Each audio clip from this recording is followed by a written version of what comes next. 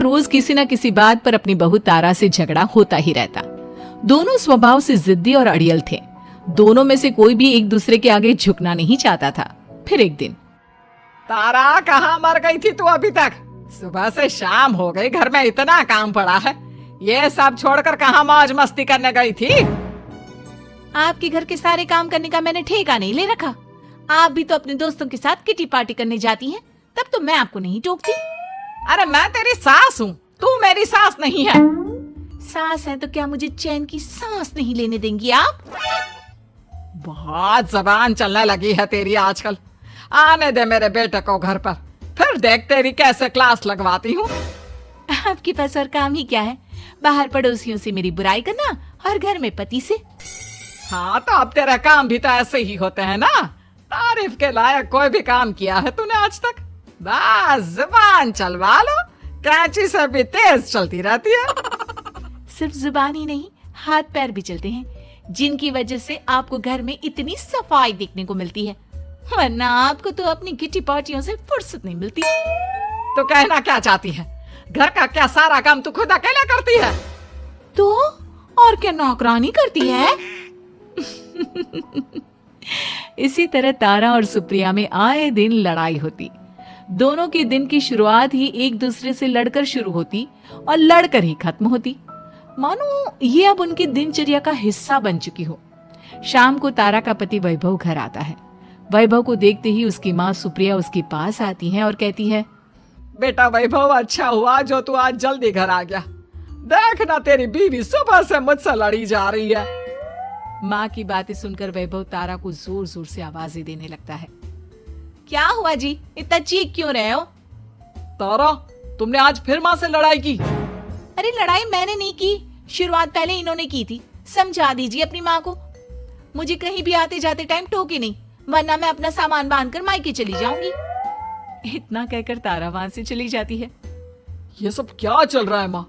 किसी दिन मैं आप लोगों के चक्कर में जरूर पागल हो जाऊंगा। आप लोग कभी प्यार से क्यों नहीं रहते? अरे वो हमेशा मेरी बातों का उल्टा जवाब देती है बेटा। अब तू ही बता मैं क्या करूं? तो आप उसे ताने मारती ही क्यों है माँ? वाह बेटा वाह, तुझे मेरे ताने दिखते हैं, उसका बात करने का तरीका नहीं दिखता। देखा नहीं वो किस तरह से बात करती है मुझसे। मुझे माफ कीजिए माँ, मुझे आप दोनों के बीच में पड़ना ही नहीं है। आप दोनों ही एक जैसे हो। इतना कहकर वैभव वहां से चला जाता है। वैभव के जाने के बाद सुप्रिया सोच में पड़ जाती है। धीरे धीरे समय बीतने लगता है और एक दिन सुप्रिया को पता चलता है कि उनके गांव में एक महात्मा ठहरे हुए हैं जो वशीकरण करना जानते हैं। तो सुप्रिया भागते हुए उन बाबा का पता ढूंढने निकल पड़ती है। इस बात की खबर जैसे ही तारा को चलती है, वो भी उस बाबा की खोज में निकल पड़ती है। अगले दिन सुबह, आज तारा और सुप्रिया दोनों ही बहुत अच्छे मूड में होती है। ना सुप्रिया तारा को देखकर कोई ताना मारती है, ना तारा अपनी सास से बेवजह उलझती है। दोनों मिल बांट कर रसोई में काम करती हैं। भाई तारा, जरा मुझे वो चाय पत्ती पकड़ाना। ये लीजिए माँ जी, क्या आप मेरे लिए भी चाय बना देंगी? अरे हाँ हाँ, क्यों नहीं। इसी तरह दिन बीतते हैं और दोनों का रिश्ता भी निखरने लगता है। ऐसे ही देखते 3 महीने बीत जाते हैं। आजकल ये मैं क्या देख रहा हूँ? अचानक आप दोनों के बीच इतना प्यार कैसे हो गया? एक दिन था जब कभी माँ आप तारा को ताने देते देते नहीं थकती थी, और तारा, तुम पहले तो कितना उलझती थी माँ से, तो अब ये अचानक क्या हो गया आप दोनों को? अरे ये सब तो एक बाबा का कमाल है, जिसने मुझे ये ताबीज दिया था। सुप्रिया के हाथ में बंधा ताबीज देखकर तारा चौंक जाती है। ये ताबीज तो उस बाबा ने मुझे भी दिया था, आपको अपने वश में करने के लिए। इसका मतलब तू भी उस बाबा से मिलने गई थी? आपकी हरकतों की वजह से ही मुझे जाना पड़ा था। ये सब क्या चल रहा है? मुझे तो आप लोगों की कोई भी बात समझ में नहीं आ रही। सुप्रिया वैभव को सारी बात बताते हुए कहती है, अरे जैसे ही मुझे पता चला कि हमारे गांव में जाने माने तांत्रिक बाबा आए हुए हैं जो वशीकरण करना जानते हैं, तो मैं बिना देरी किए उनके पास चली गई और बहू को अपने वश में करने की इच्छा उनके सामने रखी, जिससे ये मेरी हर बात माने। बाबा, मैं अपनी बहू से बहुत दुखी हो चुकी हूँ। वो मेरी एक बात नहीं मानती। आप कुछ ऐसा कीजिए बाबा जिससे मेरी बहू मेरी हर बात मानने लगे। पहले आप मुझे अच्छे से बताइए, आपको अपनी बहू से आखिर परेशानी क्या है? बाबा वो मुझसे कभी प्यार से बात नहीं करती। मैं उसे एक बात सुनाती हूँ तो वो पलट कर 4 बातें सुनाती है। आप कुछ ऐसा कीजिए ना जिससे मेरी बहू सारी बातें मानने लगे। बाबा सुप्रिया की बातों को ध्यान से सुनते हैं और उसके बाद सुप्रिया को एक काले रंग का ताबीज देते हुए कहते हैं, ये ताबीज तुम्हें अपने गले में पहनना है और जब तक मैं ना कहूँ तब तक इसे उतारना मत। तो क्या इस ताबीज की मदद से मेरी बहू मेरे वश में हो जाएगी? सिर्फ वश में ही नहीं, इस ताबीज के कारण तुम्हारी बहू तुम्हारे आगे पीछे भी घूमने लगेगी। लेकिन बस तुम्हें कुछ काम करने होंगे। कैसा काम बाबा जी? तुम्हें अपनी जुबान पर काबू रखना होगा।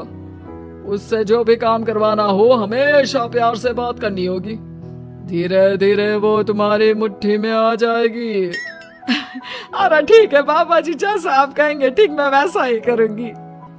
तारा ये सब सुनकर चौंक जाती है। ऐसा ही कुछ तो मेरे साथ भी हुआ था जब मैं उस बाबा से मिलने गई थी। बाबा जी, मैं अपनी सास से बहुत तंग आ चुकी हूँ। वो हर रोज किसी न किसी बहाने मुझसे लड़ती रहती हैं। आप प्लीज कुछ ऐसा करिए ना जिससे मेरी सास सुधर जाए और मुझे बेवजह टोकना बंद कर दे। तारा की ये बातें सुनकर पहले तो बाबा सोच में पड़ जाते हैं। उसके बाद वो तारा को भी काले रंग का ताबीज पकड़ाते हुए कहते हैं, ये लो बिटिया, इसे अपने गले में पहन लो और जब तक मैं तुम्हें इसे उतारने के लिए ना बोलूं तब तक इसे उतारना नहीं। इस ताबीज को पहनने से तुम्हारी सास तुमसे प्यार करने लगेगी और दिन रात तुम्हारे आगे पीछे घूमेगी। ये सुनकर तारा बेहद खुश हो जाती है। बाबा, इस ताबीज का असर कब तक होगा? अगर तुमने मेरी सारी बातें मानी तो इस ताबीज का असर तुम्हें 2 दिन बाद ही दिखने लगेगा। उसके लिए सबसे पहले तुम्हें अपनी सास को इज्जत देनी होगी, उनके साथ प्यार से बर्ताव करना होगा और अगर कोई भी काम भी करवाना हो तो प्यार से ही बात करनी होगी। फिर देखना वो कैसे तुम्हारे इशारों पर नाचती है। ठीक है बाबा जी, जैसा आपने कहा है मैं ठीक वैसा ही करूंगी। इसका मतलब उस बाबा ने हम दोनों को एक जैसे ताबीज देकर पागल बना दिया। जरूर कोई ढोंगी बाबा होगा। इतने में ही बाबा भी उनके घर पहुंच जाते हैं और मुस्कुराते हुए उनकी ओर आते हैं और उनसे उनके हालचाल पूछते हुए कहते हैं, ताबीज का असर हुआ या नहीं? बाबा जी, आपने हमें एक ही जैसा ताबीज देकर पागल बनाया है। ऐसा कैसे? ताबीज ने अपना काम तो पूरा ही किया है। आप दोनों को देखकर लगता तो नहीं कि अब भी आप लोगों के बीच कोई खटपट है। खटपट तो नहीं है बाबा जी। अब तो मेरी बहू मेरी हर छोटी बड़ी जरूरतों का ख्याल रखती है, मेरी सेवा करती है। हाँ, वैसे अब तो मम्मी जी मुझे ताने भी नहीं देती और ना ही कहीं आने जाने में टोकती हैं। जानते हो यह सब कैसे संभव हुआ? कैसे बाबा जी? यह सब तुम दोनों के कारण ही संभव हुआ है। मैंने जो ताबीज दिया था वो सिर्फ एक धागा ही था। ये चमत्कार तो तुम दोनों ने अपनी जुबान पर संयम रखकर प्यार और संयम के साथ काम करके किया है। बिटिया, कुछ कमी तुम्हारे अंदर थी तो कुछ कमी तुम्हारे सास के अंदर थी। इसीलिए तुम दोनों को सुधारने और तुम्हारी गलती का एहसास कराने का यही एक रास्ता था। बाबा की ये सारी बातें सुनकर सुप्रिया और तारा एक दूसरे की ओर देखने लगते हैं। अब उन दोनों को अपनी गलती का एहसास होता है। शायद आप सही कह रहे हैं बाबा। मैंने कभी अपनी बहू को समझने की कोशिश ही नहीं की। मैंने भी तो कभी आपकी उम्र और ओहदे का लिहाज नहीं किया और जो जब मन में आया बोलती चली गई। हो सके तो मुझे माफ कर देना मम्मी जी। चलो फिर अगर सब ठीक ही हो गया है तो बाबा जी अब आप भी वापस अर्जुन बन जाइए। वैभव की बात पर बाबा अपनी नकली दाढ़ी हटाते हैं तो उसे देखकर सास बहू हैरान रह जाती हैं। अरे अर्जुन भैया, आप? हाँ भाभी, आप दोनों के रोज रोज वाले झगड़ों से परेशान होकर एक दिन मेरे इस दोस्त ने एक प्लान बनाया और मेरी मदद मांगी, तो मैं इनकार कैसे कर सकता था। और देखिए आज उसका नतीजा हम सबके सामने है।